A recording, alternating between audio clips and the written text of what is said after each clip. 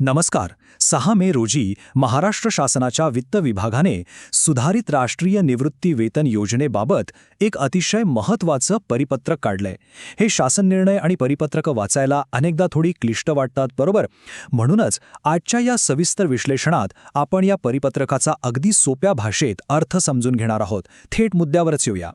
हा विषय समजायला सोपा जावा म्हणून आपण याचे 4 भाग केलेत. एक म्हणजे पेन्शनचे नवीन निकष, दुसरं आर्थिक अटी आणि परतावा, तिसरं राजीनामा आणि इतर लाभ, आणि चौथं म्हणजे ह्या योजनेची नेमकी व्याप्ती. तर वळूया पहिल्या भागाकडे. पेन्शनचे नवीन निकष आणि प्रत्यक्ष मिळणारे लाभ नेमके काय आहेत ते पाहूया. ह्या संपूर्ण परिपत्रकात जर कोणती सर्वात लक्षवेधी आणि बहुचर्चित बाब असेल तर तो आहे हा 50% आकडा.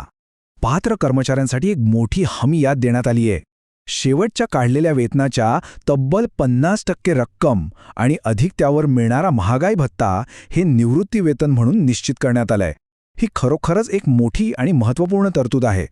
पण थांबा, हा 50%चा नियम सरसकट सर्वांसाठी लागू होत नाही. इथे सेवेचा कालावधी खूप महत्त्वाचा ठरतो. ज्यांची 20 वर्ष किंवा त्याहून अधिक सेवा झालीये त्यांनाच हा पूर्ण 50%चा लाभ मिळणार आहे. मग ज्यांची सेवा 10 ते 20 वर्षांच्या दरम्यान आहे त्यांचं काय? तर त्यांना त्यांच्या सेवेच्या प्रमाणानुसार म्हणजेच प्रो रेटा आधारावर पेन्शनची रक्कम दिली जाईल. ही पात्रता आपण थोडक्यात समजून घेऊया. मगाशी पाहिल्याप्रमाणे 20 पेक्षा जास्त वर्षांसाठी पूर्ण लाभ, 10 ते 20 वर्ष सेवा असलेल्यांसाठी किमान निवृत्ती वेतन 7,500 रुपये इतकं निश्चित करण्यात आलंय. आणि इथं लक्षात घेण्यासारखी सर्वात महत्त्वाची गोष्ट म्हणजे ज्यांची सेवा 10 वर्षांपेक्षा कमी आहे त्यांना या सुधारित योजनेअंतर्गत कोणतंही पेन्शन मिळणार नाहीये, हे अगदी स्पष्ट करण्यात आलंय. कुटुंबाच्या सुरक्षिततेचाही यात गांभीर्याने विचार केला गेलाय.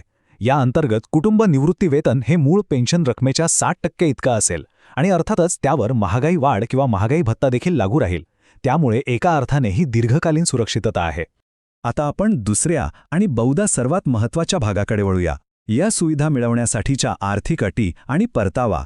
हा लाभ पदरात पाडून घ्यायचा असेल तर PFRDA कडे जो आपला संचित निधी जमा असतो त्याची विभागणी कशी होते हे समजून घेणं अत्यंत गरजेचं आहे.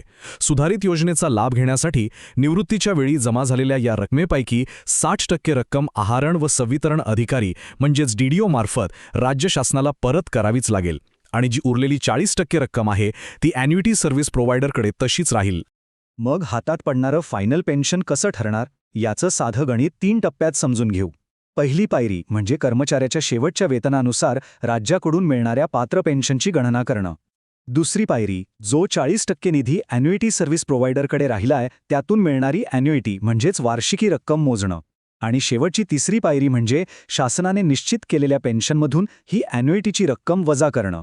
ही वजाबाकी केल्यानंतर जी रक्कम उरेल तीच राज्य शासनाकडून अंतिम निवृत्ती वेतन म्हणून दिली जाईल. आता इथे एक अत्यंत कळीचा प्रश्न निर्माण होतो. समजा या सुधारित योजनेचा पर्याय स्वीकारण्यापूर्वीच एखाद्याने NPS खात्यातून आधीच काही रक्कम काढली असेल तर त्यांचं काय होणार? या बाबतीत परिपत्रक अगदी स्पष्ट आणि थोडं कडकही आहे. जर यापूर्वी कोणतीही रक्कम काढली असेल तर ती चक्क 10% व्याजासह शासनाकडे परत जमा करणं अनिवार्य आहे. आणि जर समजा ही रक्कम 10% व्याजासह भरली नाही तर काय होईल? तर मिळणारे सुधारित निवृत्ती वेतन त्याच प्रमाणात कायमस्वरूपी कमी केले जाईल. हा खरंच खूप बारकाईने विचार करायला लावणारा मुद्दा आहे. तिसरा भाग आहे राजीनामा आणि इतर लाभ.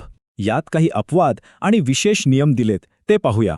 नियत वयोमानानुसार होणारी नेहमीची निवृत्ती आणि स्वतःहून दिलेला राजीनामा या 2 अगदी वेगळ्या गोष्टी मानल्या गेल्या आहेत. जो कर्मचारी राजीनामा देईल त्याला या सुधारित पेन्शन योजनेचा कोणताही लाभ मिळणार नाही. राजीनामा दिल्यास केवळ नेहमीच्या जुन्या NPS अंतर्गत मिळणारे सर्वसाधारण लाभच लागू राहतील, सुधारित लाभ नाहीत.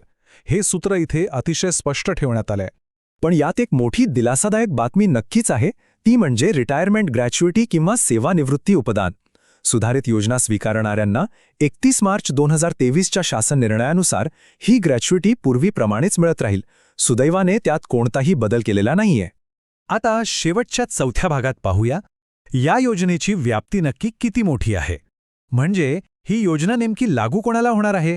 ही योजना फक्त राज्य शासकीय कर्मचाऱ्यांपुरतेच मर्यादित नाहीये. याची व्याप्ती खूप मोठी आहे. यात जिल्हा परिषदेचे कर्मचारी, मान्यता आणि अनुदानप्राप्त शैक्षणिक संस्था, अकृषी विद्यापीठे, अनुदानित अशासकीय महाविद्यालय आणि अगदी कृषी विद्यापीठांमधील कर्मचाऱ्यांचाही यात समावेश होतोय. अट फक्त एवढीच आहे की ते आधीपासून NPSचे सभासद असावेत आणि त्यांनी इतर अटी पूर्ण केल्या असाव्यात.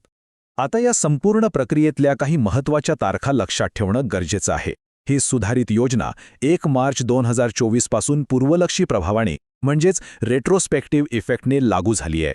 हे अधिकृत परिपत्रक मे 2026 मध्ये निघालंय आणि सर्वात महत्त्वाची तारीख म्हणजे 31 डिसेंबर 2026. या तारखेपूर्वीच आपल्याला या योजनेत सहभागी होण्याचा पर्याय संबंधित विभाग प्रमुखांकडे सादर करायचा आहे. हीच ती फायनल डेडलाईन आहे.